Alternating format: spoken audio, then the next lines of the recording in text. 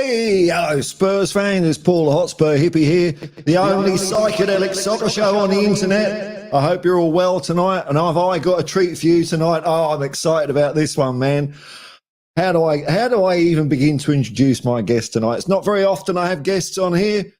Steve Perryman, and this next guy's about it, Paul Trevillion, who's been a Spurs supporter for 87 years. His first home game was 1937. My first one was in 1985. He just celebrated his 90th birthday recently, which surprised the hell out of me, because when I saw him on Steve Perryman's podcast, I thought, God, he's not doing bad. He must be nearly 70, this guy. If you've seen any sort of Sports Illustration over the past century, you'll see a name Trevillion on it. He's done artwork for Shoot, Roy of the Rovers, Eagle Comics. Wow. Long-running cartoon, You Are the Ref, mainly done with one of my favourite referees, Keith Hackett. He used to let things go a little bit, did Keith Hackett. Has met with and drawn the Franz Beckenbauer, Pele, Bobby Charlton, George Best, Paul Gascoigne, and that's just football.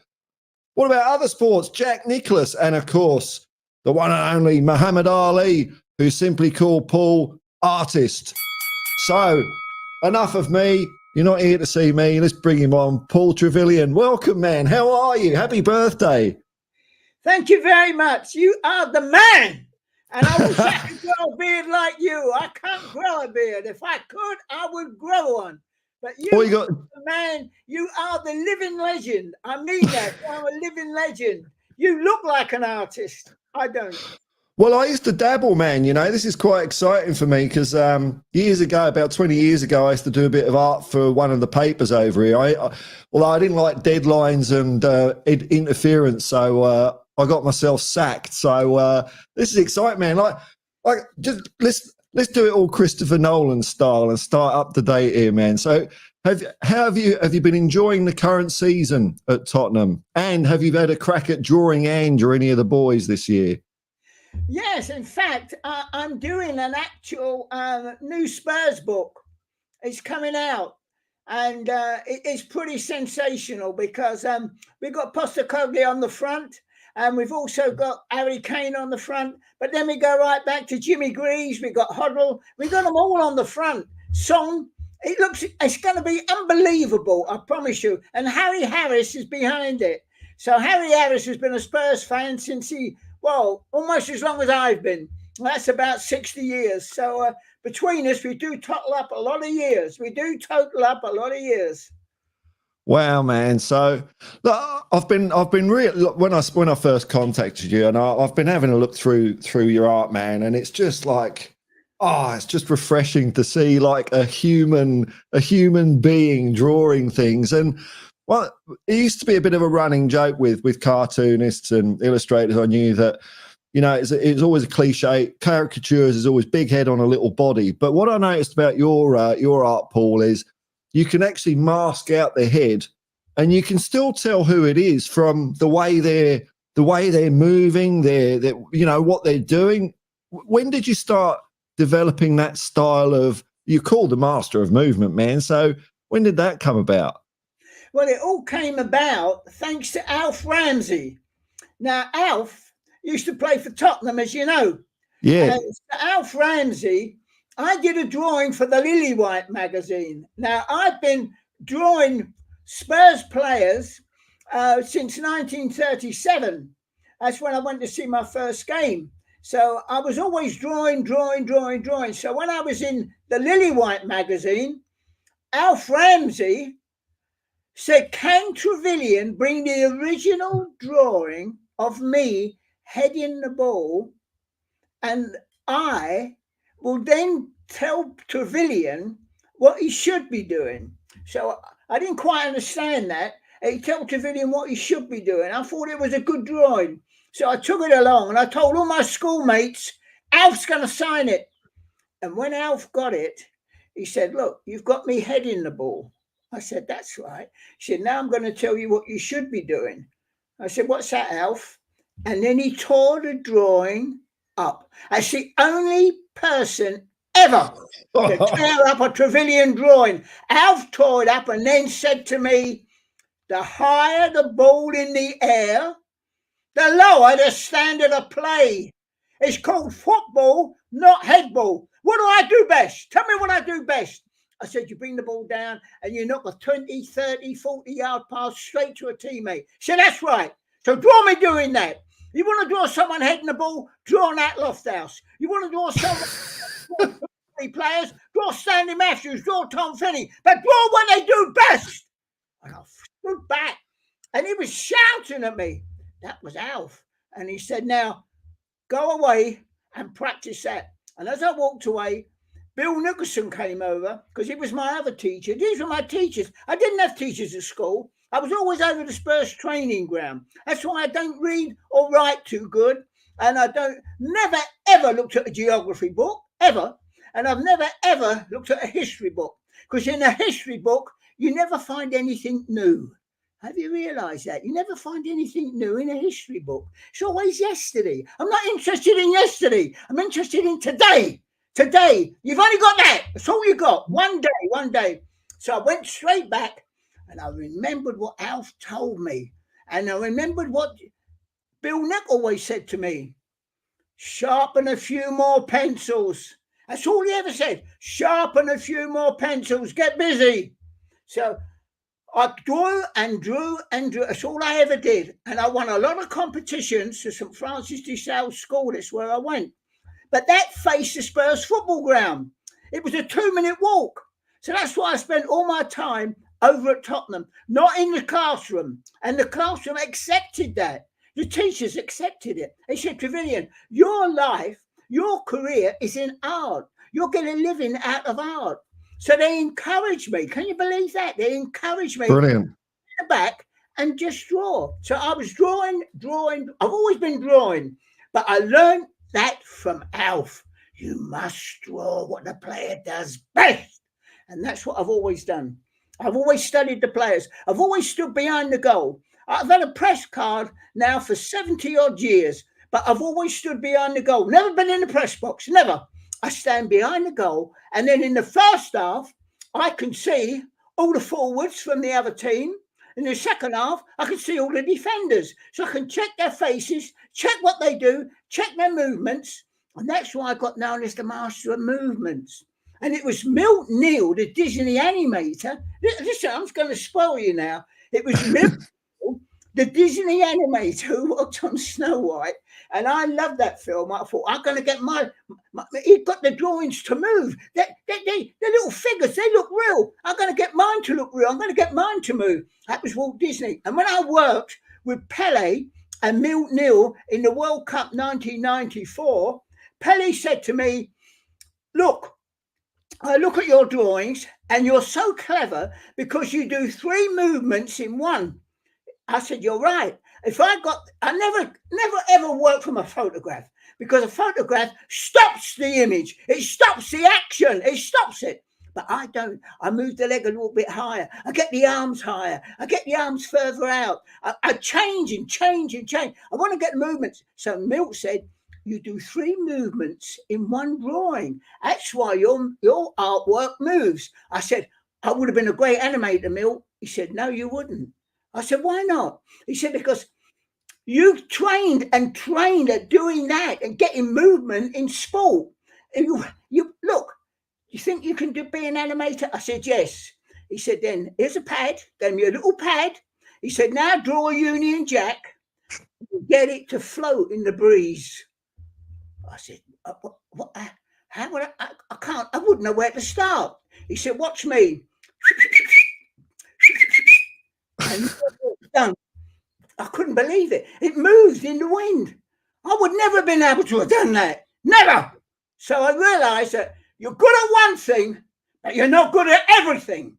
And Milt was the best at drawing the little dog that moved or the football. But when it came to drawing Pele, that's why we worked together. He couldn't compete with me. So the two of us did 2 different things. He got the dog. He could draw that dog moved, jump, run. But I got Pele moving. And this is the one thing in my life that I've always realised is that there's always somebody out there who's better than you. So I never, ever put myself up here. Never, never. Because I always know there's somebody out there who's better. But you know why? He's never done it. He's never done it. He's never gone ahead and believed in himself. He's never said, I'm not going to take all the knockers, all the people who say to me, you can't do this, you can't do that, you can't do this, you can't do that.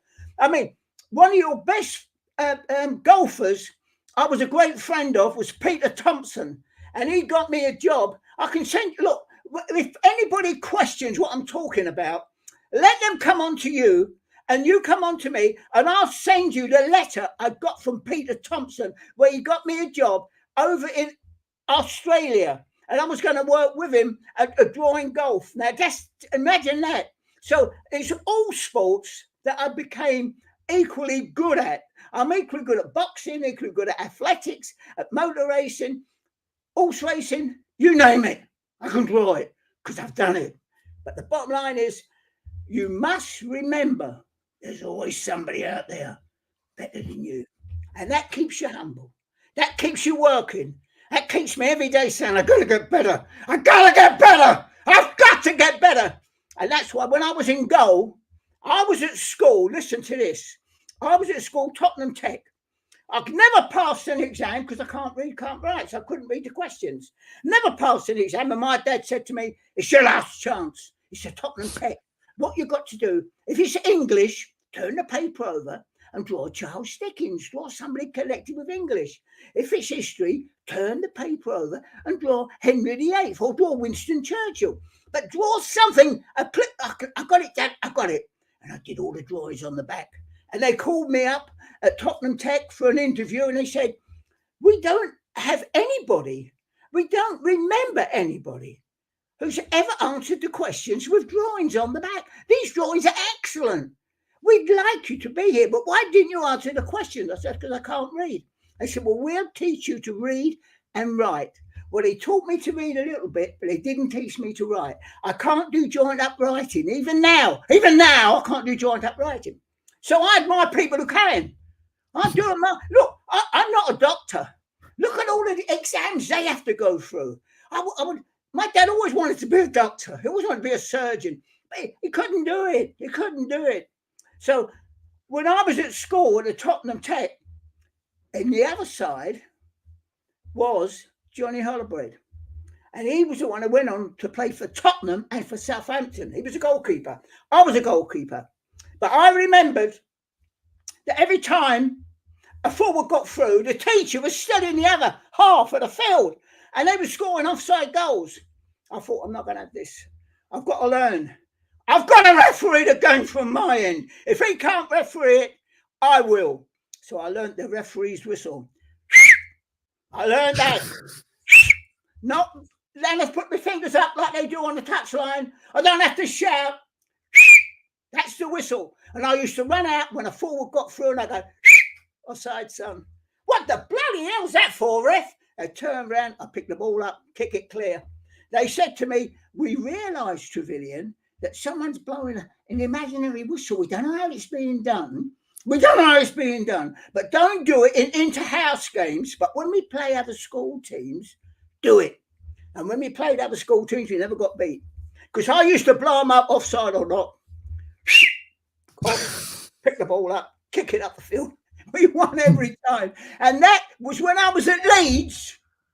Don Revy said to me, could you teach that to Gary Sprake or David Harvey, how to whistle through their teeth? And they could come out. And I said, I try. And I tried with Gary Sprake and he couldn't do it. It's difficult. Nobody does it now. In the old days, when I was a little boy, everybody whistled like that. Everybody. But I mastered it. I got the referee's whistle. That's how I got to know Keith Hackett. I was at the cup final, 1981. Keith Hackett gave a penalty. Can you believe that? I know. And I said to Keith, I'll tell you this, Keith, that was never a penalty. Paul Miller and I think the other one was Houghton. And they sandwiched him. Yeah. You got it. You're the man. You do know your football. You know your Tottenham. You are. That's it, man. See, there's always someone better than me. No, You've just proved it. I'm just thinking. You're the man. I just thinking, man, if you'd have studied harder at school, you could have been someone, Paul, you know? It's just, I mean, school does that. Speaking of that, working with Keith Hackett, I remember You Are the Ref, and it used to have the craziest things, like a volcano opens up in the middle of the pitch. Is it a goal? Can you remember any like, you know, weird things you had to draw for that? Was it anything? Did it get like surreal at some point, or was it? No, I got someone who actually sent in a question, and he said, what would the referee do if a forward backed into the goalkeeper and then farted, and he'd been eating curries the day before and the smell was horrific and a goal was scored? What would the referee do? Would he blow him up for a fart? Is that a foul? It never got answered, but I'm asking you. I'll tell you. You're the ref. Now, you're the ref. What would you do? I don't know. It depends if it was Tottenham or not. I think I'd be very influenced. The other thing Keith Hackett did in that, he gave Steve Perryman a yellow card for a challenge on Jerry Gow, and I thought Jerry Gow had it coming. I thought that was fair goes, that one. So. Yeah, I mean, you've seen them all play at Tottenham, man. So I've heard you talk before, and you've talked highly of like Ron Burgess at Spurs. Ron Burgess. Well, what you've just mentioned, Ron Burgess. If you talk to Bill Nick, and I talked to him right up until I've got photographs of me. If anybody wants to see this, I'll show you with Bill about a couple of years before he passed on. And Bill always said to me, the best player to ever play in a Spurs shirt was Ron Burgess. And Ron Burgess, he was one hell of a player. I mean that. And I always remember Ditchburn, Ramsey, Willis, Nicholson, Clark, Burgess. And then you had Walters, Bennett, Dukeman, Bailey, Medley. What a team! They won the second, then went straight up and won the first. And I said that to Dixie Dean, because I did the Dixie Dean story. It was the first man I ever saw, a footballer, who come out and he's like a pop star. He came out, right, the crowd went crazy. I'm only 3. And I've never heard a noise like it. Not even now, even in their new 60,000 stadium. It didn't equal that noise when Dixie came out. And everyone was waving, and Dixie was waving back to both sides. And they wanted to see him score. Can you believe that? Well, they probably didn't have. They wouldn't have had long to wait. 2 goals, Dixie, but we beat them 4-3. And do you know why? Joe Mercer, they were winning 3-1. Joe Mercer got the ball and took a quick throw in and didn't take the ball back over his head. It was a foul throw, but the ball was knocked into the penalty area, and Arthur Rowe, he was the man who managed the double team. Arthur Rowe brought down, everyone said it was Dixie. It wasn't, it was Tommy Lawton. He brought down Tommy Lawton because Tommy Lawton had his first game with Dixie, and he brought down Tommy Lawton, and all the players, penalty, and the linesman was flagging. So it was a foul throw. And before they got together, before anybody on the pitch got together, Tottenham was smart enough to go straight down, score 3-2, and they were still arguing 3-3, and they were still wondering 4-3. We won 4-3. But I came back and I do Dixie Dean. And when I worked with Dixie Dean and for the Liverpool Echo, I said, look, I can do the Dixie Dean story. And they said to me, what do you know about Dixie Dean? You're a Londoner. I said, I know everything. I saw him when I was 3. He was like a pop star. He waved to the crowd. They all waved back. When he scored, they roared in the crowd. When he scored, I couldn't believe it. It's different to today. I mean, someone today does a foul. They go, red card, ref, give him a red card, get him off. They want to see the players take it off. Not in them days. You wanted to see the players score. You wanted to see what they did best. That's what Alf Ramsey told me, what the player does best. And I watched Dixie Dean. He could head a ball, running forward, boom. right across to the other wing. I couldn't believe it. Just going over the halfway line, he'd go bang, knock it right down. Unbelievable, his heading power. And so when I worked with Dixie, I said to Dixie, what's the secret of your heading power? Because you had a motorbike accident. You know that. I said, you had a motorbike accident and you fractured your skull when you were 19, and they said you would never play again. The surgeon said, don't ever think of playing football again. What did you do? He said, I took the bladder out of a football. Just the bladder was really soft, and I took it and I practiced with that. And I realised I was never heading the ball correctly before. Now I was. Boom, boom, boom, boom, boom. And it was perfect. Absolutely perfect. And I got a bullseye on my forehead here, a bullseye, and I was heading it there. That's where you head it. That's where you head it. Not here, not there, not on top. There. And I said, and you did it with a soft bladder? He said, yes. And I said, I'll tell you what, I'll always remember that. He said, because that's how children should learn to head a ball. Not with a hard football, with a soft ball. They should learn to head before they start heading that football when they're 12, because their neck muscles are not developed. They're not developed. It hurts them, does them a lot of damage. I said, I may always remember that, Dixie. And I did. And he said, but why are you up here when Tottenham can do the double? I said, because I'm in trouble with the Weekly Herald. I do a cartoon every week for the Weekly Herald. And they've said to me, Paul, you're losing it. They're not funny. And I thought, well, I can't enjoy the matches anymore. The pressure's too much. He said, what? I said, the pressure's got too much. This one doing this. I want to ask you, how did you break the record of 60 goals? How did you do that? Dixie looked at me and he said, you've lost your nerve, Paul.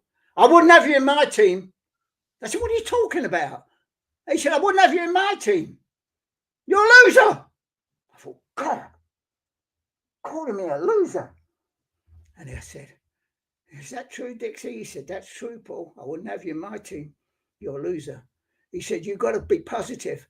When I wanted those 60 goals, I still needed 14.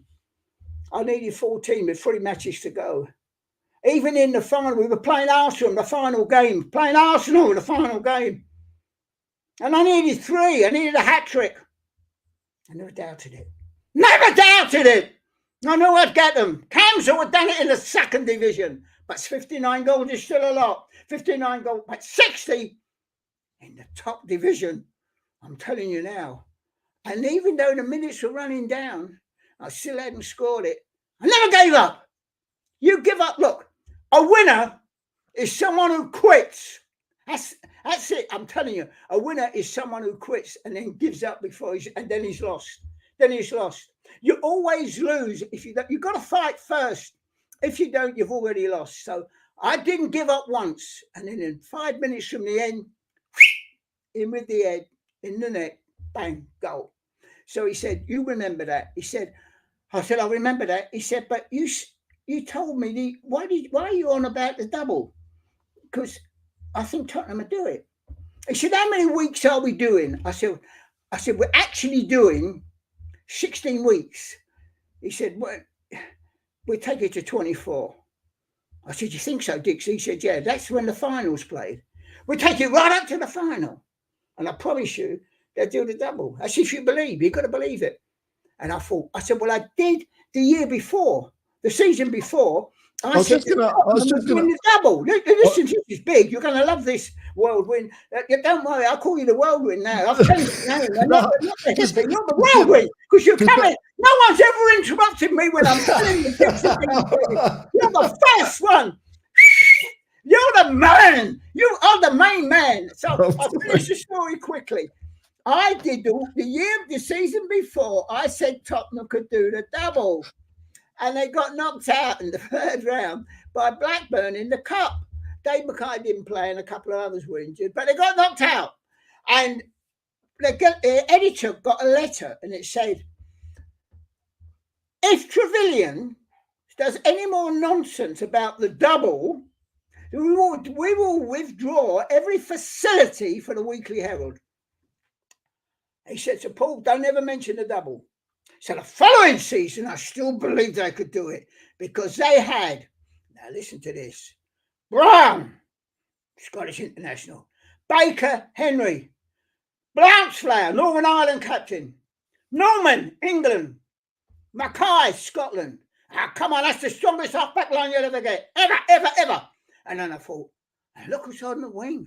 I couldn't believe it. Jones, Welsh international. White, Scottish, go all internationals. Bobby Smith, international.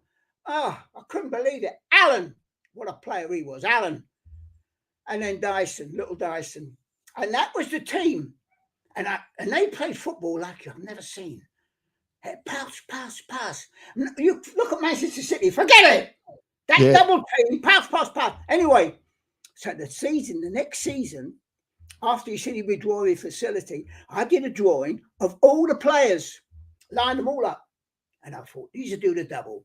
And I went down and got them all to sign it. They all signed it. Last one was Danny Blanchflower. And he said to me, why was I last? I said, because I want to talk to you. He said, all right, what do you want to say? I said,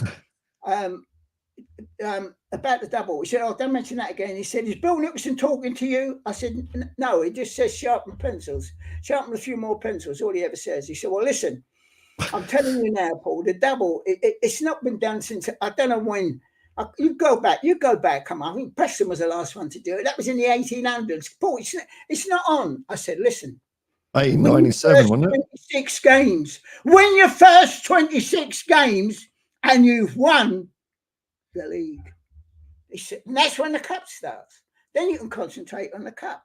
He said, when the first 26? I said, the team's good enough. You're all internationals. Go out and prove it. And they went out, and Danny had that in his head. And they went out and they won one. They only lost one game and drew two when the cup started. And then they went on and won the cup. So that is the story. So Dixie Dean changed my life. Alf Ramsey taught me how to draw sport. He taught me. He was my teacher. And whenever I did a drawing, even when I was doing Roy the Rovers, he would phone me up. He says, Alf, and say, you got him leaning too far back. The ball would have gone over the bar. I thought, oh, Christ, he's right. Get the knee over the ball, Paul, when you draw them. They've got to hit them low. They've got to get over the ball. He was still correct. He was still correct, my drawings of Roy the Rovers. That's how good he was. That's Sir Alf. What a man. What a player. Okay, well, when you're in next, I call you in next. You've interrupted the man. You've interrupted the main man. Because I was going to say, because I heard that before the 60-61 season, Danny Blanchflower actually said, look, we've got a good team here. We're going to do the double. But you said it the year before. So there was something in the air as far as you were concerned that there was. I'm just wondering, could you sense when the crowd in that 60-61 season started to believe, started to think, hang on a minute, we could do this, or was it late on in the season, or were they so unstoppable so early on that it was just a done deal that people started believing early?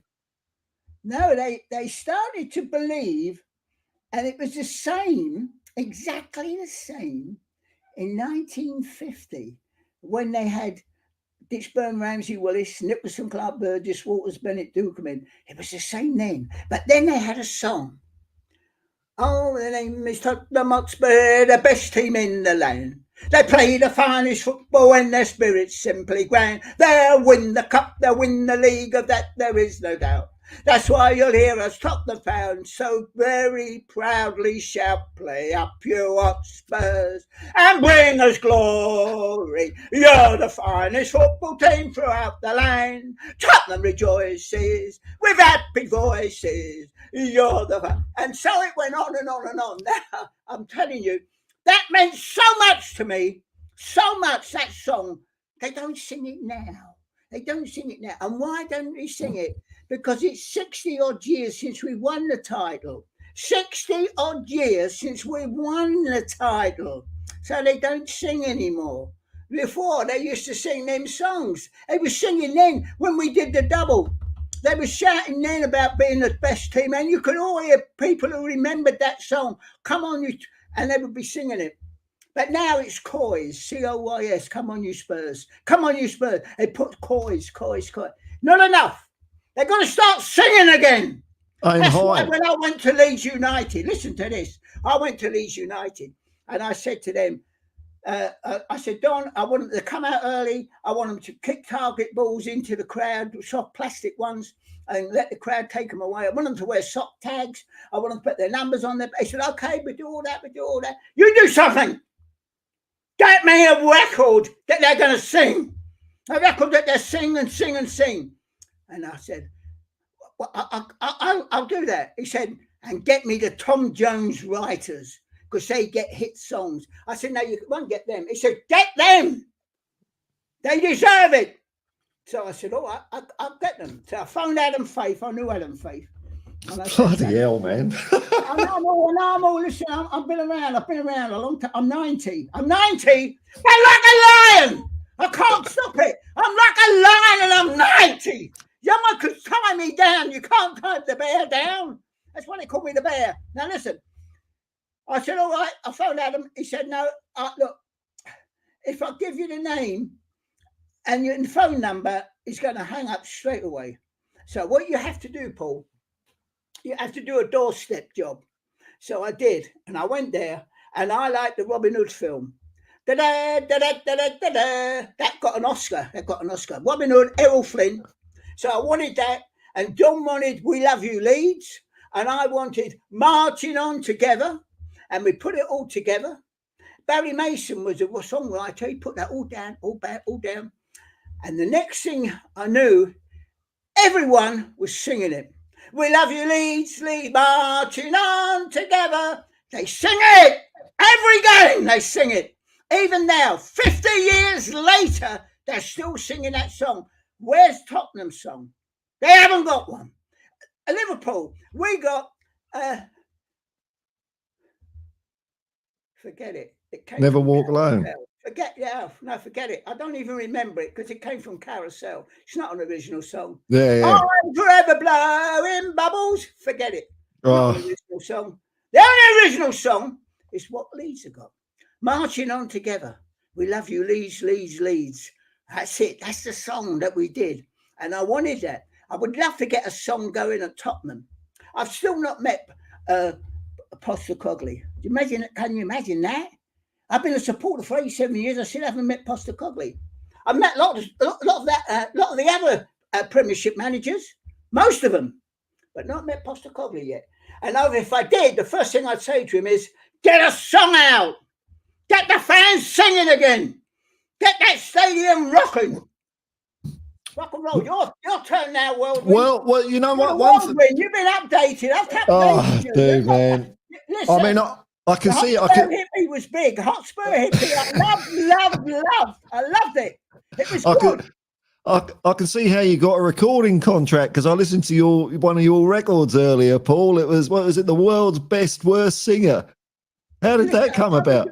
Well, I was the world's best worst singer, and I realised that when I used to go to football grounds and I heard people sing, I thought, God, they're still singing and they can't sing, but they still love it. They're still singing. And I went to all sorts of places, and whenever someone was up on stage singing and they would join in, I thought, I can't believe that.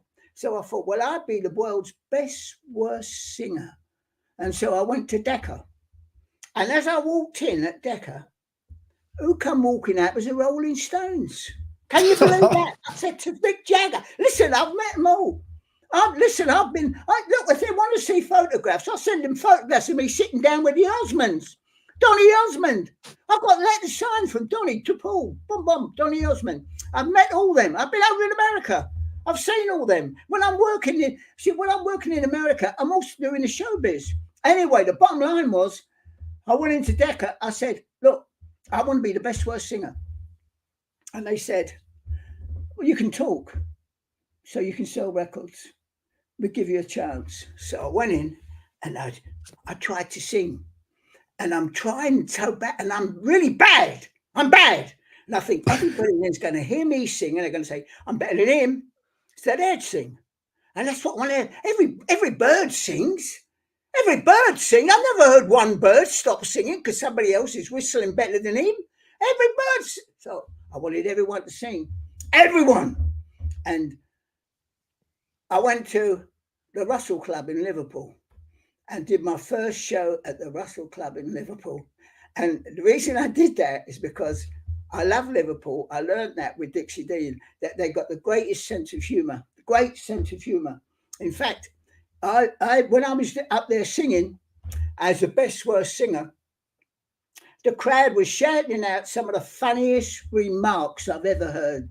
But the people thought about laughing. Everyone was laughing. It was unbelievable. It was the best show I've ever done. And I came off, and when we were recording it, they said, look, we've run out of time.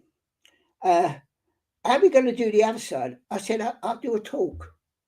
I said, what do you mean? I said, let's make it different. I'll do a talk. And what's the talk? I will do the tease. What's the tease?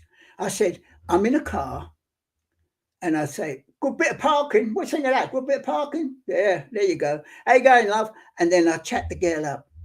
They said, that's funny. That's funny. We play some music in the background. You chat the girl up. That'd be funny. That people like that. And the next thing I knew, Decca called me in and said, the best worst singer song's gone well. I said, but you done a record now with Pi. I said, that's right. They said, well, you're on the contract to us. I said, no, it's a one record deal. I've done one with Pi. Well, what you done with Pi? I said, I've done the tease and you done the tease with Pi? Yeah. What's the tease? Quite that. Nothing happened to that. But it became a hit. I can send you all this stuff. It became a hit in the gay discos. It became a massive hit in the gay. This is true because I've got a high-pitched voice. And so what happened, every time I went to do a show, they lined up 6 shows in the gay discos. And I loved it. They great fellas they are. What a great audience. What wonderful people they are. And I went there and they used to put 2 chairs on the stage and the blokes would come in with steering wheels and then we'd do the tease together. Can you believe it? It was a hit. I've got them. Look, I can send you all these cuttings. The tease is a big hit in the gay discos in the north. And then Pi said to me, we want you to carry on now. I said, no, I can't do any more. I've done the 6. I can't do any more. I love doing it, but that's the end. That is the end. Then I did the money giveaway. I was the only man arrested for giving money away. Imagine that in Blackpool. I can send you all this stuff. I was arrested for giving money away because I was causing a commotion in the town. I'm standing on a bench giving £5 notes out because that was what I did with the advance. I said, I'll give the advance to the public. And I was giving the pounds out. And I got arrested and they put me in prison. They said, you can't do that. I had to spend the day in jail, and then after that, they let me drive back home. I said, don't you ever do it again. So this is my life. I've done a little bit of this, a little bit of that. That's the way not it as is. much as you are the Spurs hippie. And that is a tag that I would like to have got. I'd like to call myself the Hotspur hippie. So I'm better than you. You're better than me. But you just got to do what you do. With a good line. You're the best.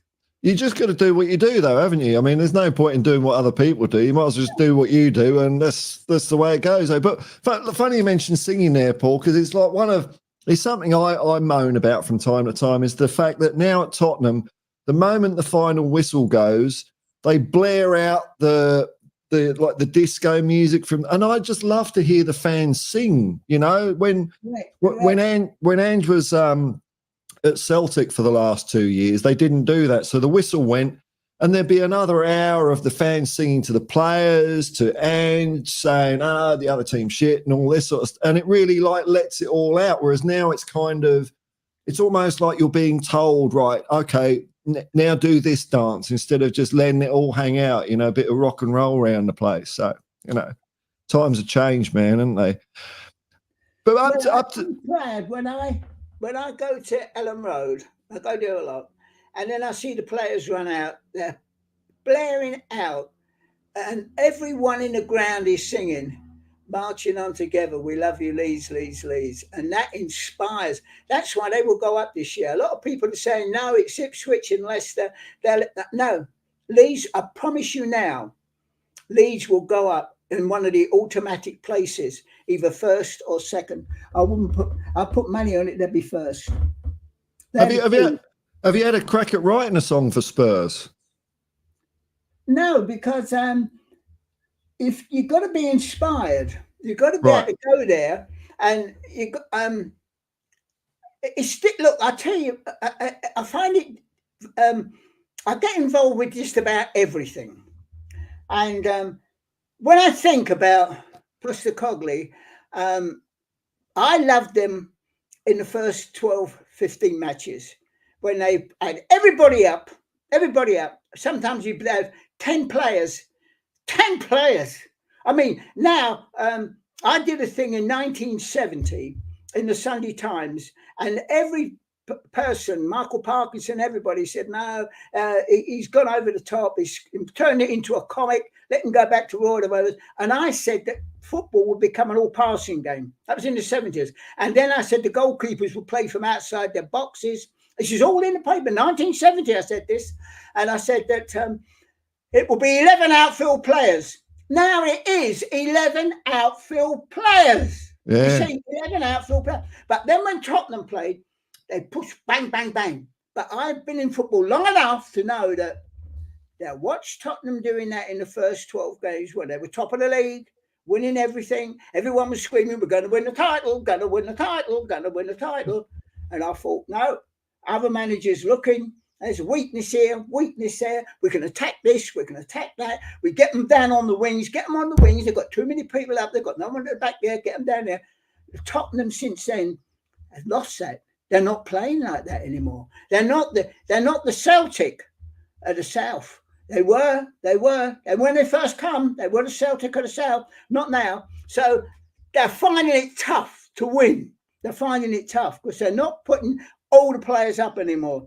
So they're finishing the top four. They're finishing the top four. But Postecoglou's right when he says no satisfaction in. Or not. That's right. They didn't say no satisfaction. What he did say was, if you finish in the top four, you've got to be good enough to go on and win. You've got to be good enough to go on and win. But if we finish in the top four, are we good enough to go on and win? I don't think we are. They've got to strengthen the team. Got to strengthen the team. That's what I believe. Might be wrong, but I don't think I am. Got to strengthen that team. Postecoglou's right. He needs 2 or 3 players. Well, I've been saying we're going to win the league every year since 1978, man, and I'm wrong every year, and I don't care because it's fun. You know, there's always a chance of winning it until you can't, and you know, we could still win it this year if all the wheels fall off and some catastrophe happens. You know, but I don't know, man. Now, I wanted to ask you about this picture here because I came across this today, and it's your picture of Muhammad Ali here, who, I mean, there's so many. He always called me the artist. He never called me Trevillion.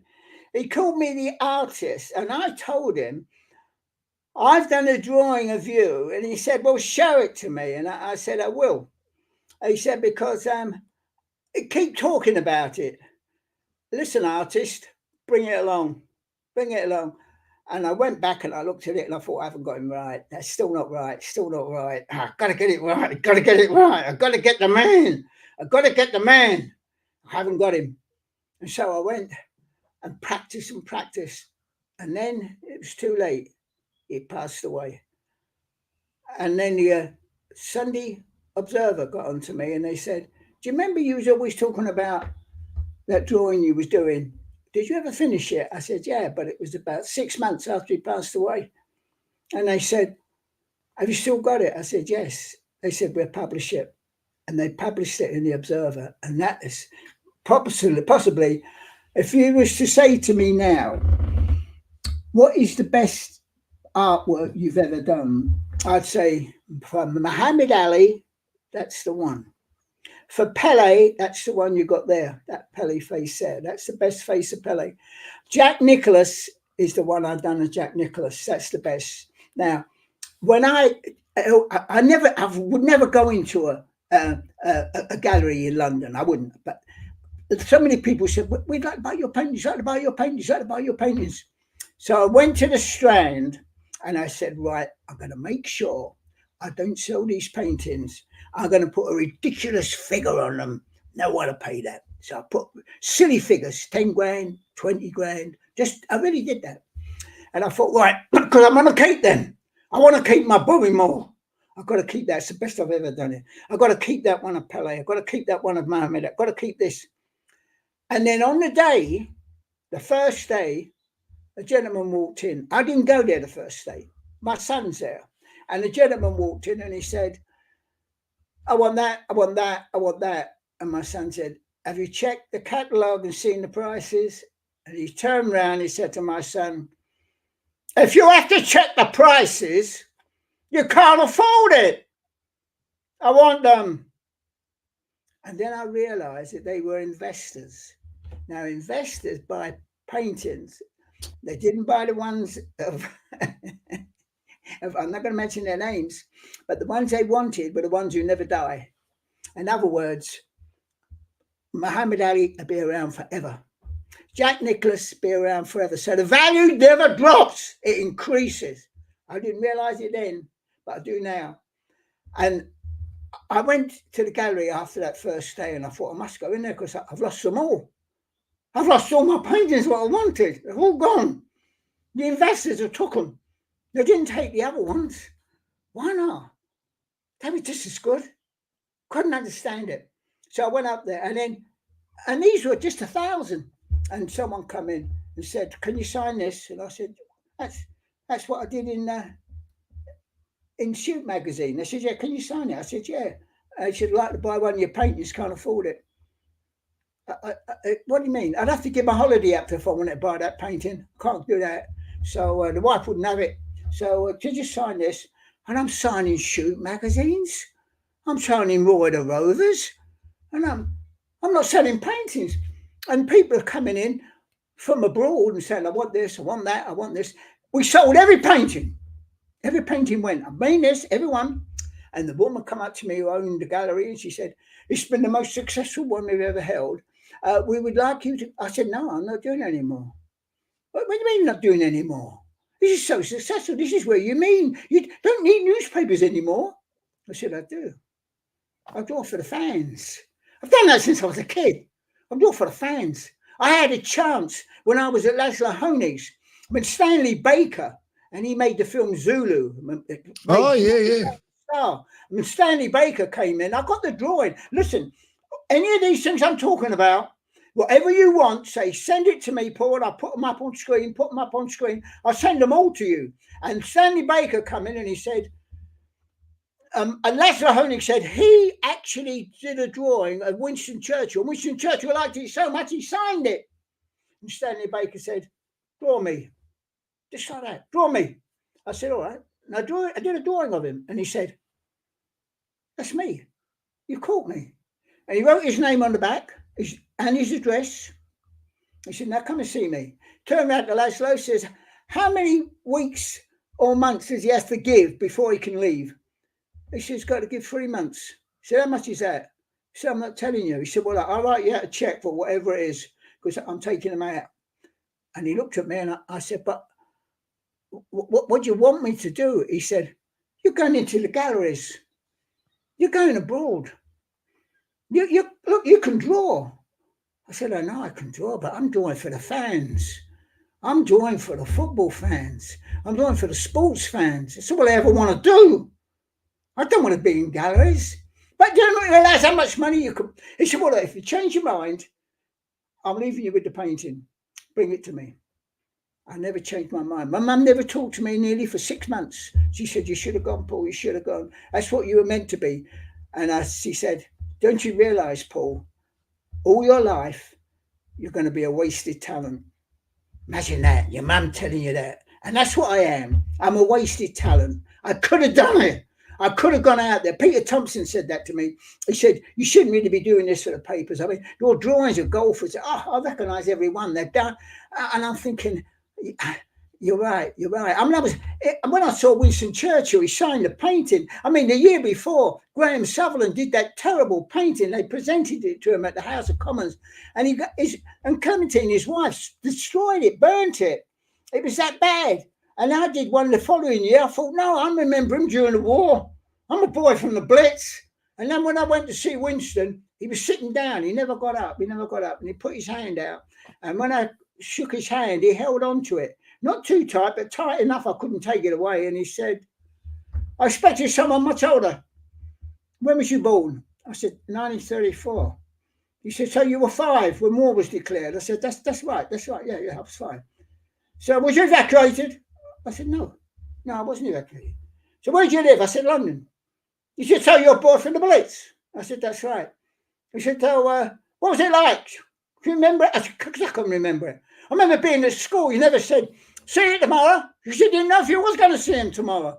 You see, mate, your mates come in and say, look what I got, shrapnel. Look what my dad brought me back from the front. He got this on the front. And you wouldn't see him again. He'd be off somewhere else because his dad had been killed in the war. Or you get someone who got bombed, you go play football with your mates and say, where's so-and-so? There was a bomb. Oh, no. Yeah, there was a bomb. Oh, I can't believe it. So that's what it was like. But he said, could you sleep? I said, of course I could. Even when the bombs were dropping. I said, my dad had a grocery shop and the windows were blowing out and all the ration stuff was blowing across the road. And every item was returned. Everyone, even though they hadn't seen it, hadn't eaten it for about 3 or 4 months, they returned every bit. That's what it was like during the war. Camaraderie. I said, and I got through it because I knew. Every time I saw the newsreels, I saw you going down, shaking hands with the football players, shaking hands with Stanley Matthews. And then I saw you doing the victory sign with a big smile on your face. And that's the face. That's what I've drawn there, the big smile. The big smile on your face. That's the face that I could sleep over night time because I knew we were going to win the war. We were going to beat Hitler. He said, right. I said, I think this is excellent. This is excellent. You've got the twinkle in my eye. I said, oh, I'm pleased with that. I said, could I have that in writing? He said, I'll do better than that, young man. I'll sign it. That's the only signed portrait he did in his lifetime. The only signed portrait. I've got it. Still got it. Wow. I said, Stanley Matthews. I said, Stan, when I was over, see, I've been everywhere. I spent half my life in America. I'm over there working for Umbro. I'm working for Budweiser. I'm working for Hershey Chocolate. I mean, I've always had one great thing. I'll tell you how I get these jobs. I'll give you a secret now. I'm going to give some secrets now. How does Trevillion do it? I tell you, this is one. I'm not going to give you them all. This is one. The man on the desk is not the brains of Britain. Otherwise, he'd be in the boardroom. So I always write down the name of the person I want to see and then scribble it in quick and then walk straight in and say to the guy on the desk, look, I've been talking to him on the phone. He's asked me to come straight over. Oh, hang on. I said, where is he? He said, he's on the 3rd floor. There's the lift there. I phoned him up and tell him you're on your way. I'm in the lift. I'm on the 3rd floor and I'm in. And the secretary comes up and says, hello, what is this? Have you got an appointment? I said, yes, I was speaking to him on the phone. What, really? So she goes along, opens the door. The gentleman you was talking to, he comes up. This is Bullock Sturgeman in America. Bullock Sturgeman, who was involved with Marilyn Monroe, and his best friend was Frank Sinatra. I talked to Frank Sinatra thanks to Bullocks. And he comes out and he says, I wasn't talking to you. I was talking to somebody else. Who are you? I said, I'm Paul Trevillion. I've got an idea you're going to love. Well, come in and tell me. And that's what they do. That's my secret. If you go to the man on the desk, give him a piece of scribbled paper, tell him who you want to see, and he immediately say, the lift's over there. I'll phone him through and tell him you're on your way. Because he thinks he's going to say, well done, you did that well. I wanted to see him quick. That's one of my secrets. That's how I always get in. So I've done that all my life. I've never, ever had an appointment for anybody. That's my secret. I always walk in. I did the same at Hershey. I walked in and they said, where did you come from? I said, look, you asked me to come over. Who are you? I said, I'm Paul Trevillion. I don't remember asking you to come over. I said, because I've got an idea. had to sell more chocolate. Well, what is it? Well, do you realise that if you stand up and you try and draw 6 and you move one of your legs in that direction, that anti-clockwise, and try and draw, you can't do it. He said, oh, I don't believe that. I said, well, stand up and do it. He stood up. You're right. You're absolutely right. I said, now, you know your packs, what you sell, your chocolate packs. Imagine someone sitting on a chair and then trying to stack them up 3 high. Could they do it? If they want to play football, it's got look, it's the World Cup. You've got to get it football. Like it, sit down, let's talk more. They always say that. Like it, let's sit down, let's talk more. I'm telling you, if I went to sort of Postecoglou, I talked to him for 5 minutes, he'd say, come in, sit down, let's talk more. But I haven't seen him. I've not talked to him. And the season's almost over. Have you tried rocking up? I'm not bothered about it though. Look, if I told you what I'm doing at Manchester United, if I told you what I'm doing at Liverpool, at Everton, not Liverpool, if I told you all these things, you say, how can anybody do all that? The reason I can do it is I'm up at 4. Because my dad said to me, if you lay in bed, that's where you die. That's where people die. They lay in bed and they die in bed. So every morning I get up, as soon as I wake up, 4 o'clock, I go straight into the bathroom and I look in the mirror. And if I see my face, I go, great, you got another day. You got that day. You got it. Make it pay. Make it pay. And I go out and I do my 4-mile power walk. I did my 4-mile power walk 2 years ago. I've been living here 17 years. And a policeman stopped me in the car. He said, where's your dog? I said, I haven't got a dog. Well, what are you doing here this time of the morning, 4 o'clock? I said, I'm going for a walk, power walk. Huh? Oh, yeah, but we've had some trouble in Bedford. Well, I can't help you there. What do you mean you can't help us? You get in the car. What? Get in the car. Now, where do you live? I said, I live here. How long have you been living here, son? It's about 17 years. And what's your address? I don't know. You don't know your address? No. And you've been living here? What's your phone number? Don't know. You don't know your phone number? No. Come on. Who are you kidding? I said, I'll take you to my house. Well, take us to your house. So I said, turn left here. Where are you taking us? Turn right here. I said, look, these are the shortcuts. I'm taking you on shortcuts. Look, when I was at school, I'm doing geography, and the teacher says to me, he was a new teacher, and he came in, he said, oh, Trevillion. He said, I'm the new teacher, and I hear you don't do geography. I said, that's right. He said, well, you're going to do it for me. You're going to do it. And for that week, he tried to get me to do geography. And then the normal teacher came back. We'd been there for about 12 years. And he said, I hear you took up geography. I said, I still don't, it doesn't mean it makes sense to me. He said, do you know now where Australia is? I said, no. He said, you don't know where Australia is? I said, no. He said, well, I said, can you walk there? He said, walk. Can you ride on a bike there? Can you swim there? I don't know. Where is it? He said, you go by plane. I said, well, that's a pilot's job. Let him learn how to get to Australia. I'm not going to be a pilot. I don't want to learn that. He said, right, detention, Trevillion. Because the class were laughing. And I said, and when I did detention, he said to me, Trevillion, you're very lucky because it's not an hour, because at 10 to 5, I have to go to Brusco Station. And it's a 10-minute brisk walk. And I intend to catch that train. I said, it's not 10 minutes, it's 5.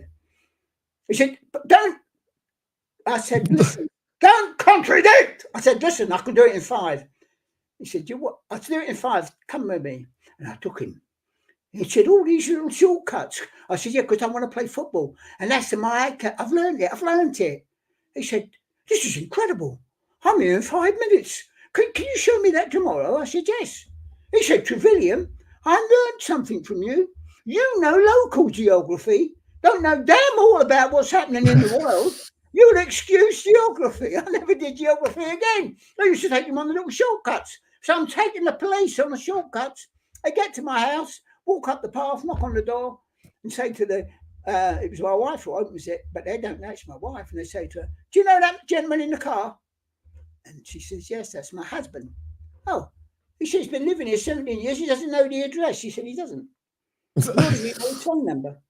She said I have to write him in his coat. All his coats have got a label pinned inside. He's Paddington Bear. He doesn't know anything. It's not. If it doesn't interest him, he doesn't bother to learn it. All he wants to do is to draw. I said, all right, well, take him in. And I was in. And that's a true story. This happens to me. I don't know my address.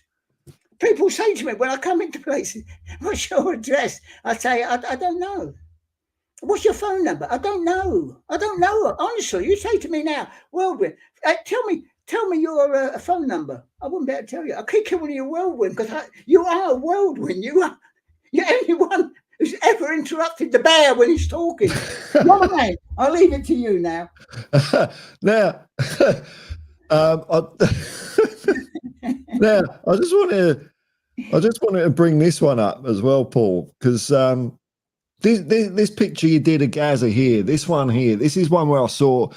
You don't need to see Paul Gascoigne's face on that at all. You can tell exactly who that is. Now, did you know Gazza at all? This is a true story.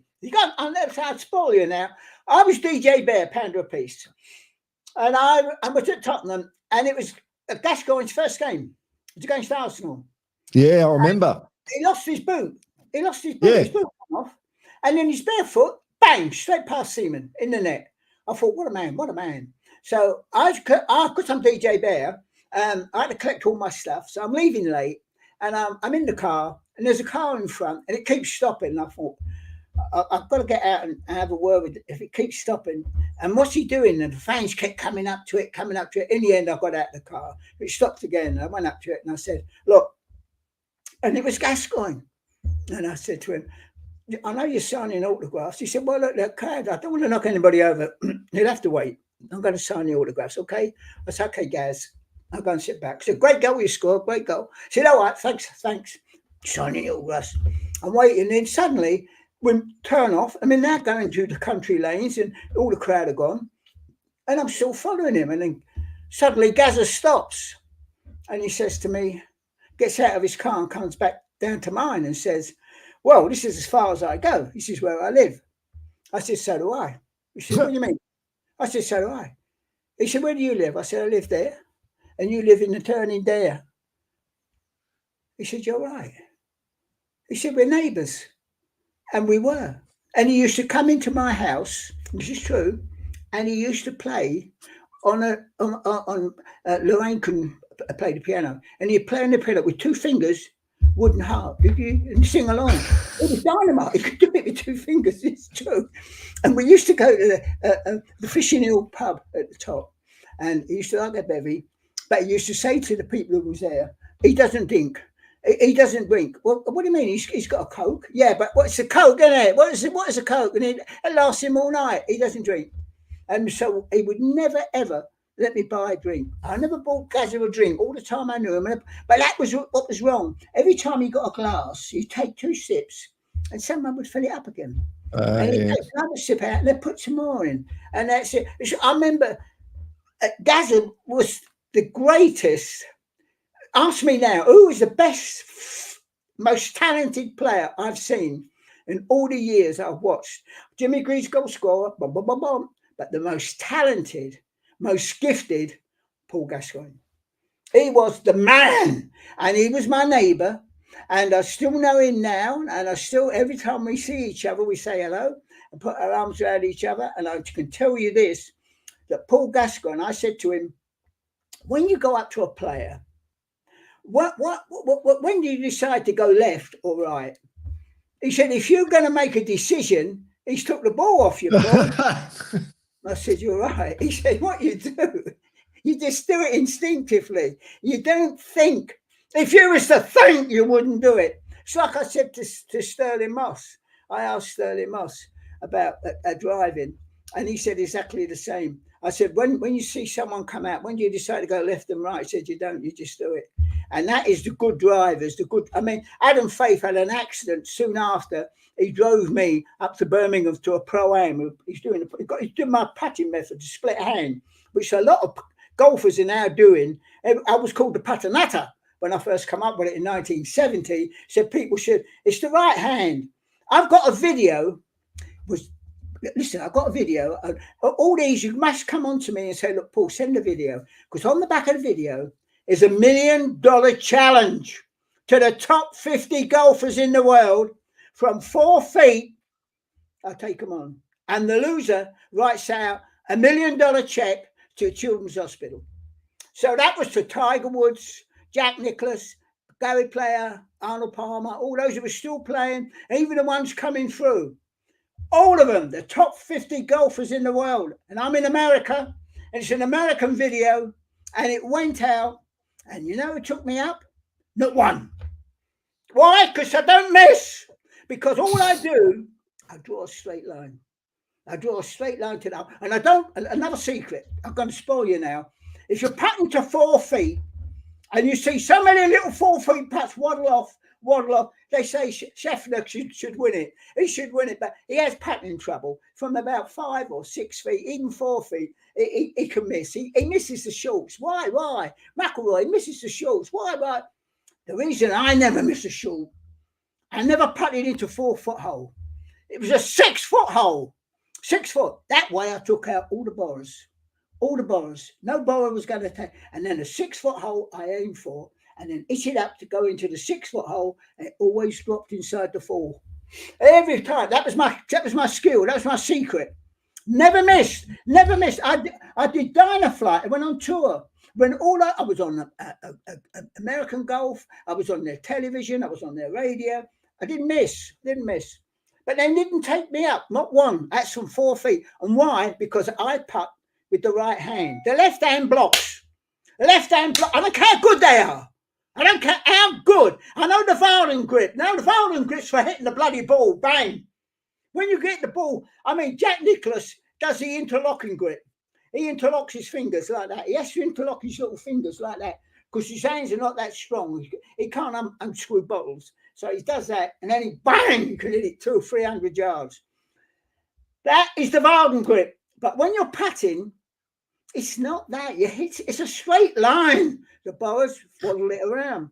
So it's a straight line. And from 4 feet, you should never miss, providing, boom, your right hand, you use it all day long. You count money with your right hand. You pick up a pen with your right hand. If you're left-handed, then you do it with your left hand and you use your left hand. But right-handed, if you put a bit of material, oh yeah, that's nice material. Always with the right hand.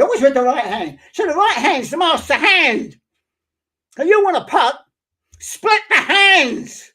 Split them. And that's why I look at the golfers who do the split hand putting method and I think, if only one of the big boys did it. If only McIlroy did it and he'd win a Masters. He won't do it. No. If it was good enough for Jack Nicklaus, if it was good enough for Gene Sarazen, if it was good enough for Harry Varden, if it was good enough for Gary Player, good enough for Arnold Palmer, we all putt like this.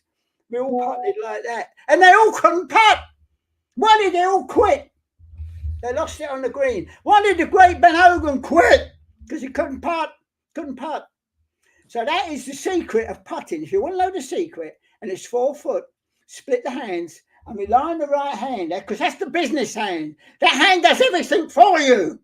You pick up things with the right hand. That's the business hand. So I draw with the right hand. I can still cut a piece of board. Look at my hands, look. Steady as a rock. I'm 90. I walk into shops and people say to me, hang on. And I say to you, all right, and I'm hanging on, and she said, and he said, she's marvellous, isn't she? Look at that. And I said, of course, it took her ages getting that money out of her purse. I know, but, you know, she's 80. She can give you a few years. So we're talking about giving me a few years. I'm 90. I'm giving her 10. He said, well, you're remarkable. There's something odd about you. We don't know whether you are 90. We think you say you're 90 because you want to sell your paintings. But you're not really 90, are you? You're 20 years younger than that. I said, no, I'm 90 years of age. I wish I was 90. I wish I could walk along like these old people do. I wish I would have a stick. Then I would get respect. I get no respect. It's move on, get out of the way. You can do it. I'm 90. I don't get the respect these other people do. They push me around. They knock me about. I wear the old cowboy hat. Never changed. rock and roll. Rock and You're roll, the man. You're better than me because you can't. Oh, come on, dude. You're a force of nature, man. You're an inspiration. You really are. Now, I've got people commenting here, which I'm completely ignoring, but I've got a question here. I'll ask you here, Paul, because it's from Ellie, and Ellie's a Tottenham girl, and she used to play for Tottenham ladies in the 80s, and she's asking you, who was the best captain at Spurs for you? The best captain at Tottenham, Danny Blanchflower. Wow, okay. Danny Blanchflower was the one who said it's all about glory. Yeah, and I yeah. look at Manchester City play and I get bored out of my life. I talked to Alan Clark, who's a great friend of mine, who was the striker who played for England and he played for Leeds. And Alan Clark always says to me, Paul, I can't watch football today. They fall about, they lay on the floor. And ladies' football is getting bigger and bigger. And the reason it's getting bigger and bigger is because the ladies play like footballers used to play 40 years ago. They don't keep falling over, pretending they're injured and banging the floor. I don't know how someone can bang the floor, scream his head off, and the next minute he's running around. I don't understand that. I mean, if he's that badly hurt, take him off and keep him off. But they don't. It's like I went to see, when I saw Winston Churchill, I saw him for the first time. This is another little story. People are like this. Who was the best captain? Danny Blanchflower. Beyond any question, Danny Blanchflower was the best. Burgess was good, but Burgess was a player. He did it. I mean, Burgess literally, it was everything. He could defend. It was a great. He could hit the ball 20, 30 yards to the other wing, and he'd find the player. He could go up. He could score. He had everything. I agree with Bill Nick. I never saw anybody better than him. The most gifted one, I mean, actually gifted, didn't have to think about it, was Paul Gascoigne. He's my hero. He didn't have the best goal scorer, Gary Lineker. Wow. I did his book, Striker. And Gary Lineker, he was no mug. He said, I used to run with my head on the shelf, like that, head on the shelf, so I could see, and I'd be looking for gaps, looking for spaces. The ball was controlled by my feet. I knew where the ball was because of my feet. I knew where it was. I might knock down now and again, but the bottom line was I could see. And then I would get someone, my brother used to bang the ball over, and I would watch where it landed, bang another one over, watch where it landed. And I could read the flight. As soon as it left his foot, I could read the flight. As soon as it left his foot, and I knew where to run, where the ball would drop. And I might make 6, 7, 8 or 9 runs into that space. And when I do, and the ball does land there, and I bang it in, bang, because no one's interfered with it. No defender's got up to it. I always say he's always in the right space at the right time. I've been in that place not once, 10 times during the game. But then when it does come, bang, it's in the net. And that Gary Lineker, unbelievable striker. He had a trick. I'm going to spoil you now. This is his trick. Don Howe, who used to be the coach for England, when they should have won the World Cup, that was when Gazza was sent off. Don Howe said, I read your striker book. Now, I didn't know that about Gary Lineker. And yet we had him. I said, I know. And what Gary used to do is take a step back and he'd know where the defender behind him was. He'd know exactly where he was. Bang. He's on my left side. Then he'd do a little twitch of his finger.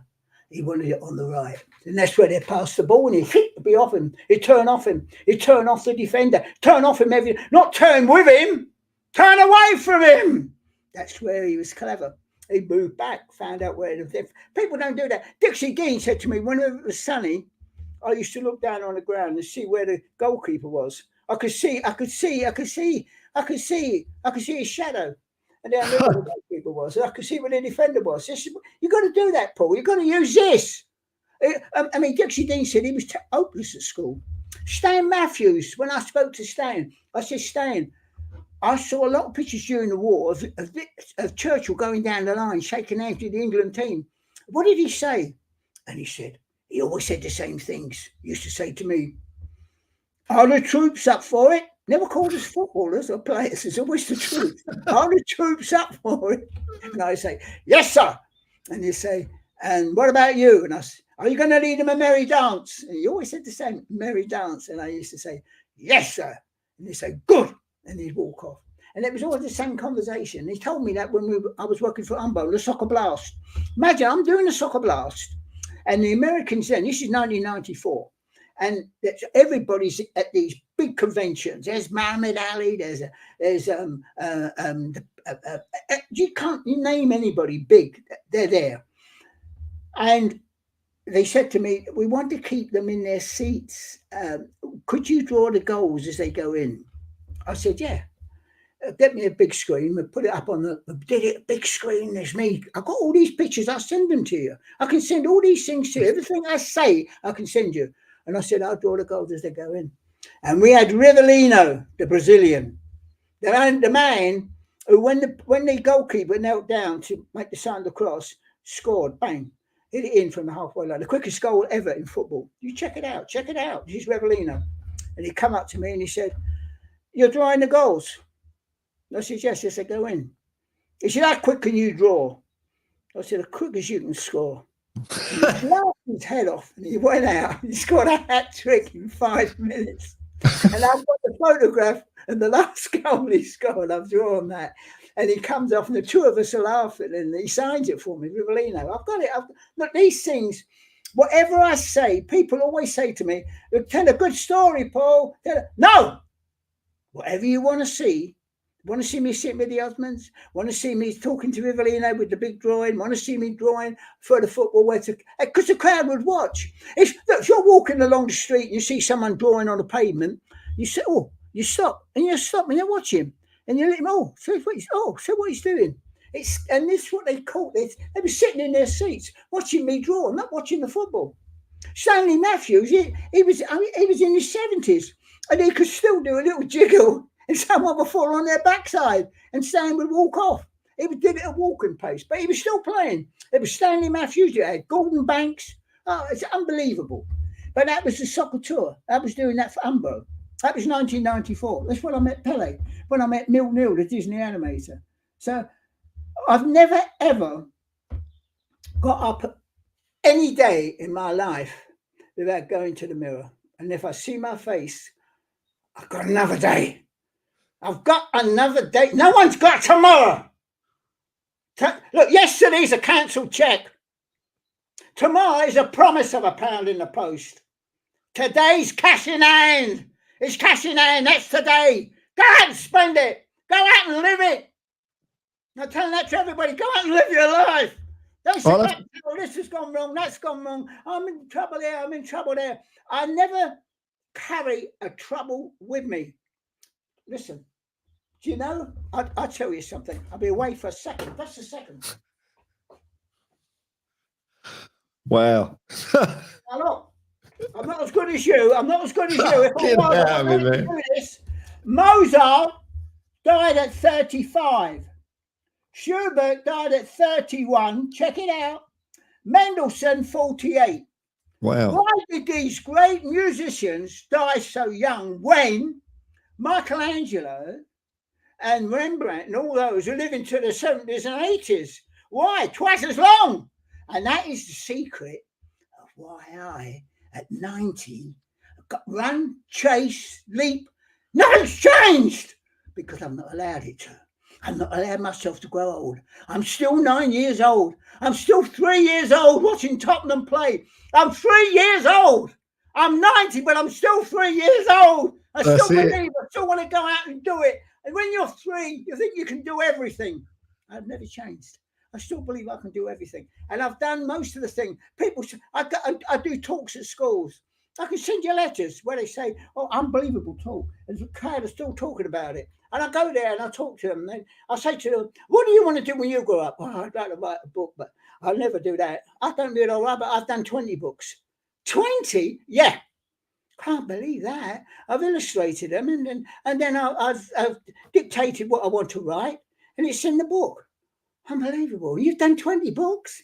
Someone says, I'd like to get a record, but I never do that, will I? I did. I've got 2 records. And I can't sing. I can't. Can you sing? Yes. Then believe you can get a record. Somebody else says, I'd like to be in show business. I'd like to. I'd like to be a stand-up, a comic or something. I said, I've done that. No, you can't have done that. I've done it.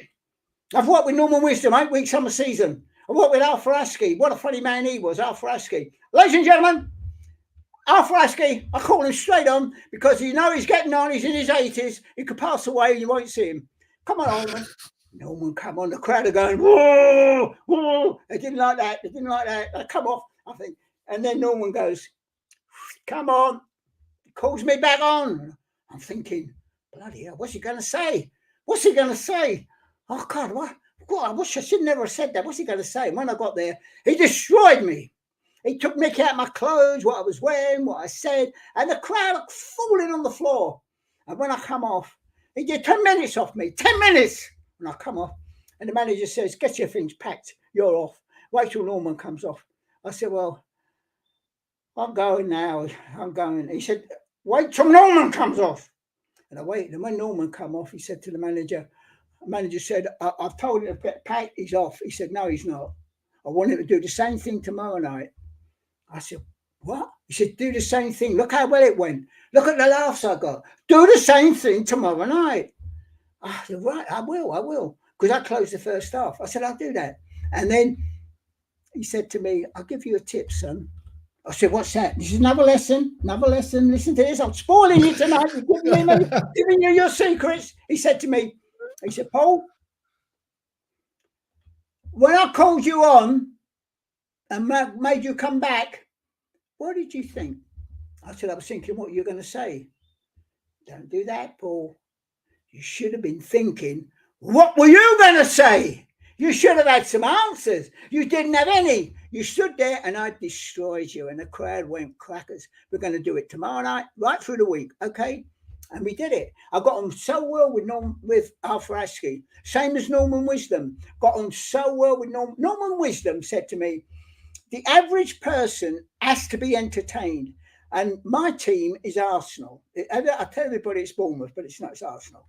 I tell them it's Bournemouth because I live in Bournemouth and I get a nice seat and they get well looked after. But my team's Arsenal. He said, I was at Arsenal when he said to me, Norman, can you walk just round the pitch and wave to the crowd? And I thought, no. They said, well, why won't you do that? It's not enough, is it? Let's walk round and do that. Let's expect more from Norman Wisdom. So what are you going to do? He said, hang on, I'll give it some thought. He said, I thought for 5 minutes. Then I went straight out. And there were 4 policemen there. And I said to the first one, here, can you lift that strap from under your chin and put it there? He said, yeah, but then my helmet might come off. I said, that's what I want. I want to take it off. She said, what are you going to take it off for? Then I'm going to run on the pitch with it. And I want your other mates, they're going to chase after me, but don't come too quick because I've got to get to the penalty box. And when I'm in the penalty box, all jump on me.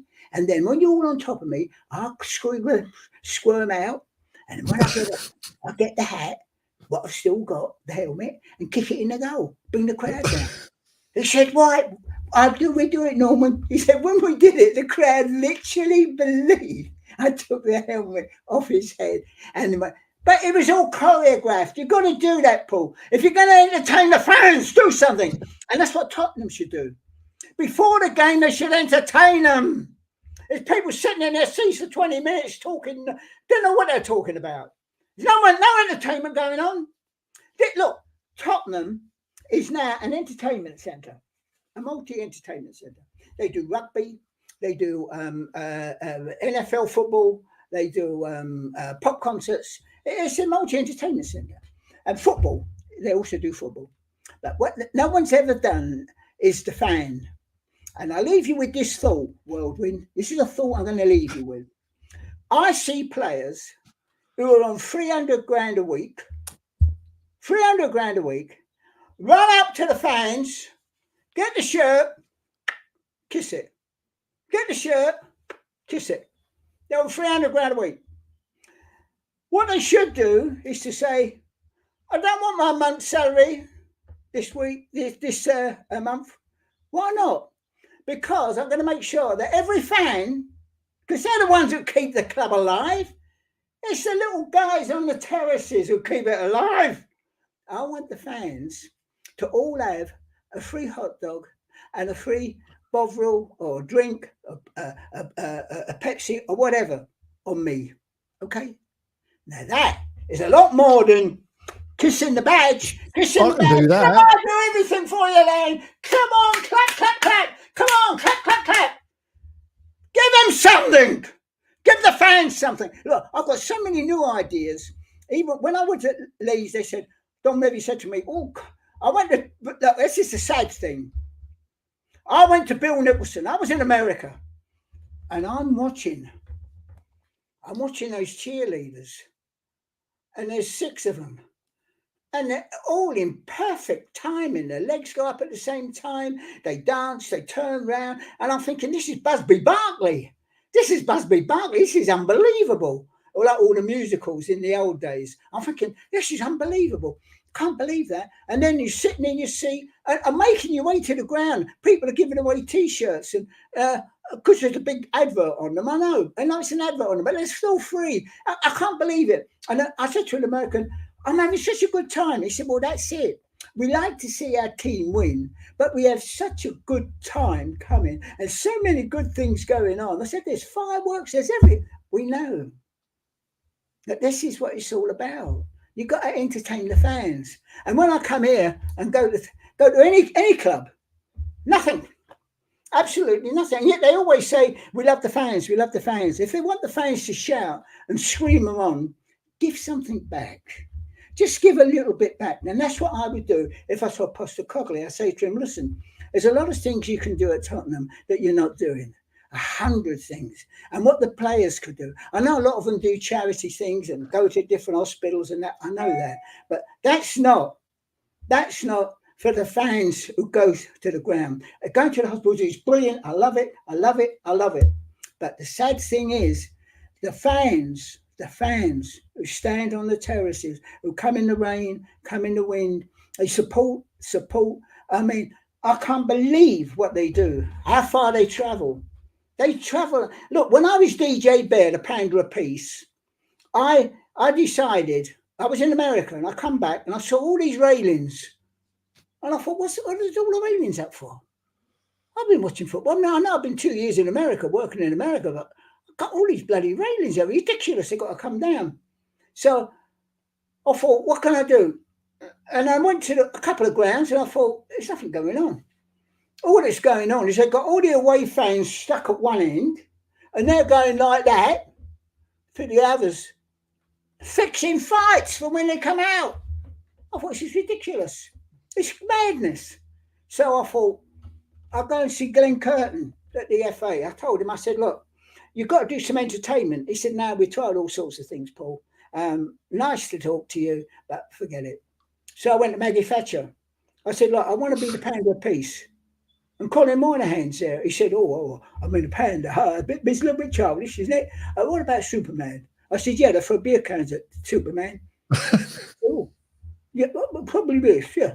But pounder of peace, I won't do anything on that. I won't do anything on that. He said, no, you're right. Good idea.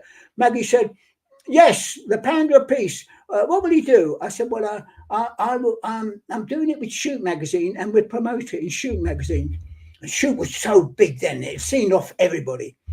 And so I went back to Peter Stewart. I said, look, I want to do a bear club, DJ Bear. I'm going to be the pounder of peace. I'm going to go out, and I want to go. He said, you want what?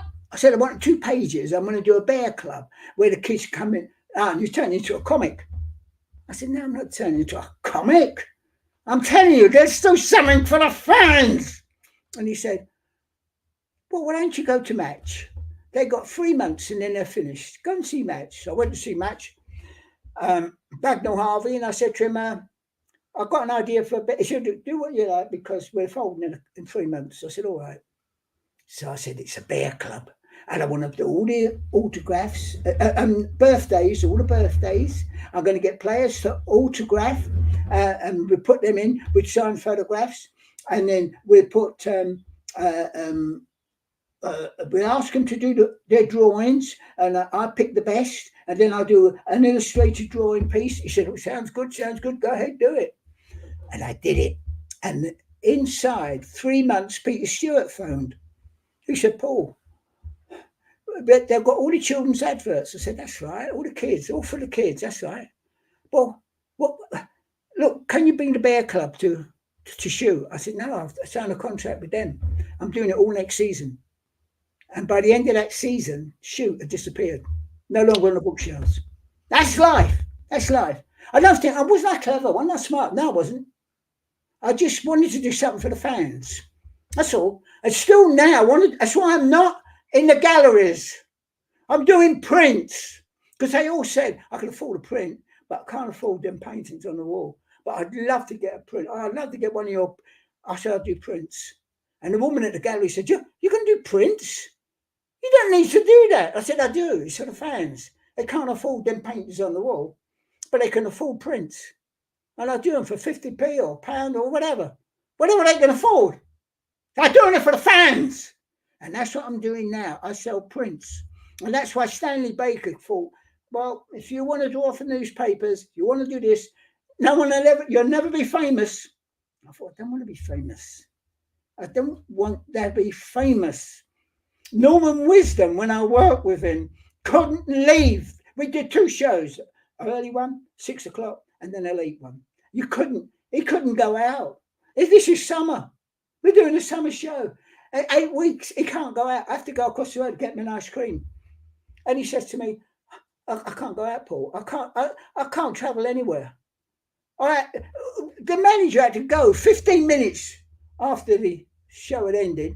He'd go and say, I'm sorry, but you missed him. Norman's gone. Oh, no. There'd be about 30 people outside waiting for his autograph. They'd walk away. Then Norman could leave. And I said, but Norman, it's raining today. You can come across with your ice cream. It's raining. There's no one out there. He said, there will be. I said, no, Norman, just prove it to me that when it's raining and it is coming down hard, you can't go across the road and get your ice cream.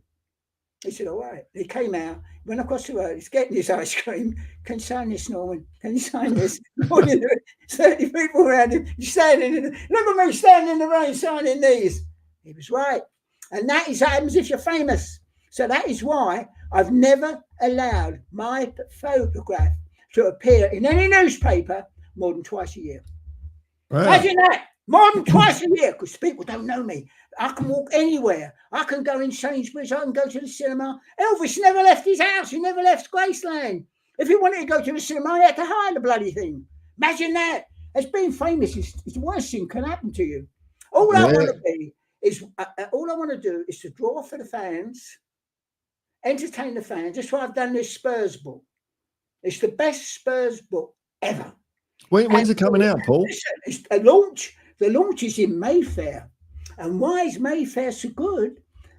Because it was in Mayfair that when I left college and I had that letter for Sanderson's to design wallpaper, and I walking along in Mayfair and I saw this shop window and I saw a chair and I thought, it's got cabriole legs and it's modern. It's ridiculous. I could do a much better chair. And I'm looking at it and I can't work it out. And suddenly a woman comes out and she says, why are you standing there? I said, it's that chair. I can do a better one. He said, no, a different one. I said, no, a better one. She said, I promise you could do a different one. I said, no, a better one. And Lazzahoni come out and he said, what's going on here? She said, he thinks you can draw a different. I said, no, I told you I can draw a better one. He said, come in, show me. Here's a pencil. And I went, bum, bum, bum, bum, bum. I said, that's my chair. He said, what's that in your hand? I said, that's an interview I got for Sounds on Wallpapers. He said, you don't need that. You're working here. I'll get you a contract. And that changed my life because that's Mayfair. And it was Mayfair, Bernard Sunley, who we work for. I'm working for Bernard Sunley. Now, look, this is my thinking. I'm not I tell everybody, I don't read, don't write, don't know my address, don't know my phone number. All I'm interested in is what I'm doing now. It's all I'm interested in. I'm interested in watching football. I don't watch anything else. I watch sport. Nothing else on television. I'm not interested in that. But sport. So I can't believe it when Laszlo Honig gets Bernard Sunley, who made all those airfields for Churchill during the war. And he got Bernard Sunley to send my painting. And I'm so pleased that when I saw Bernard Sunley, and he said to me, you know, what you did for Winston Churchill really pleased him. He said, can you please me? I said, yes. And Laszlo's there, and he said, well, my boardrooms meetings go on far too long. So I would like them to end in 20 minutes maximum. Now, is there a way you can do that? And Laszlo said, let's make smaller chairs. He said, no, that's spot that, there's no that. I said, what's wrong with these chairs? I said, I know the answer. He said, what is it? This is Bernard Sunley. This is all true. I've got books. I'll show it to you. He said to me, what's your idea? I said, well, when I go to Blackpool or Margate on holiday, they got the ponies, and I did the pony rides. I love getting on a pony. And the little, go right through your trousers, and they're like little needles, little needles. He said, so? Why are we talking about the seaside? I said, because we're going to make pony skin to put on the seats. He said, oh, I like that. Yours would be artificial pony skin. Then when they come in and they sit down, they're moving about. Oh, Christ, what's that? Oh, baggy. And he said, I love it, do it. And we did it. And he said to me, and every time I went there, he always said to me, boom, meetings are over in 15 minutes, Paul. Wonderful. Brilliant. Little things like that. I'm not the brains of Britain. I'm not an intelligent. I'm not someone. I'm not like a dentist. He studies everything. He takes all those exams. I'm not that. I've never passed an exam ever. Never passed an exam in my life. But it's not held me back. Because what holds you back is your self-esteem. If you believe you can't do something, people say, oh, well, he was gifted. He was given a gift. He was given a gift. I said, yeah. Well, what would you do if you couldn't draw? I said, I'd get a book. Oh, yeah, get a book. And then I'd put a golf hole in it, right size, just like a golf hole in the book, and shut the book up. And there's a golf hole in it. There's no drawing, is there? No. Then you open the book, and you get the book's now got a golf hole, so now there's a slope, right? That's the other part of the book. The other, yeah. And then you put up into it. And that forces you to go for it. You can't leave it short. You can't leave it short. Arnold Palmer said to me, do you realise when I'm playing someone and they got an eagle putt, and they leave it short, I thought, they just want to make sure they get the birdie. I think, never. I've never, ever left an eagle putt short, ever. In fact, I've played 3 rounds of golf, and never once left the ball short. I always go past the hole, give it a chance. And said, and that is what life is. Whatever you want to do, give it a chance. Just go for it. Don't listen to anybody. There's only one person in your life you listen to. And that's yourself. He's the one who determines whether you take a chance or you back off. And I'll give it a chance. I'll give it a go. You're the best. You're the man. You are the main man. When's your book coming out, Paul? It's coming out in June. It's coming out just before the. Oh, brilliant! Look, I tell you what,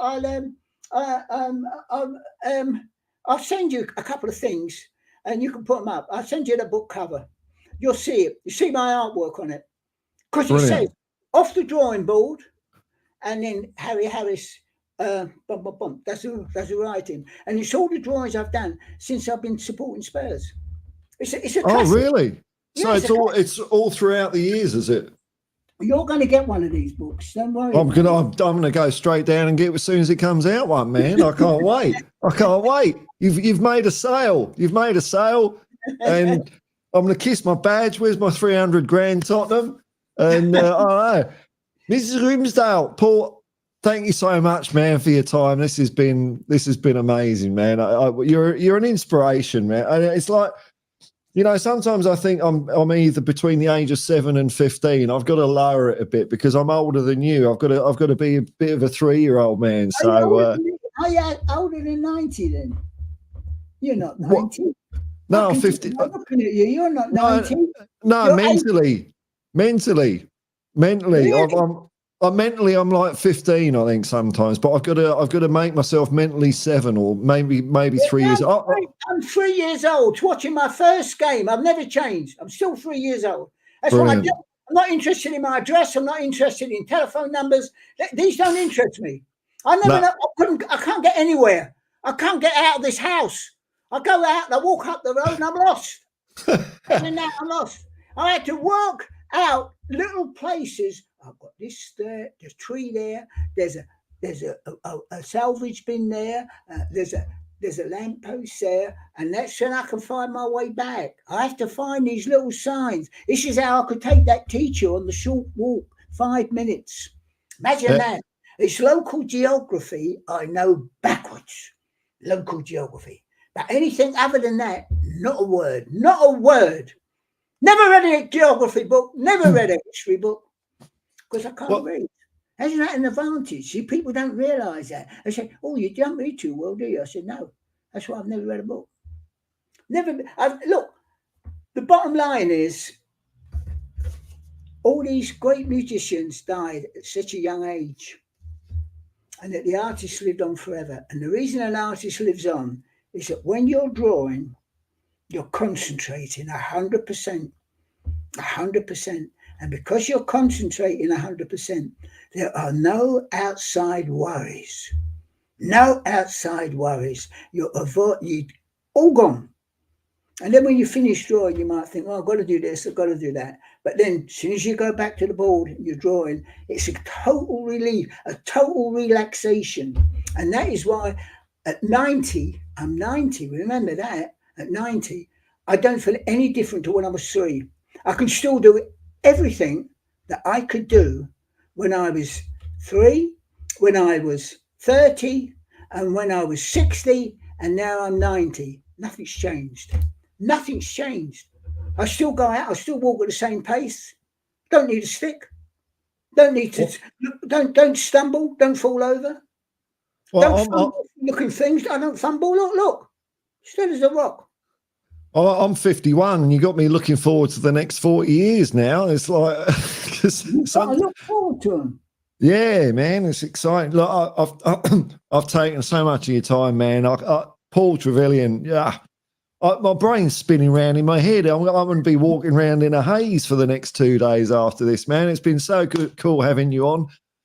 The best sports artist in the world, and a Spurs boy, a Tottenham boy, which makes it all much more sweeter. So, Paul, I'm just going to play the outro thing, and then I'll come back to you. But hope you out there, out in internet nutter land, enjoyed this chat, and make sure to keep an eye out for Paul's book. What's the book going to be called, Paul? The book? Yeah. It's called Tottenham Hotspur. There you go. That's it. Oh, man. All right. Thanks, Paul. I'll say for now, folks, I'll just say, as usual, peace and love, man. Peace and love. And come on, you Spurs!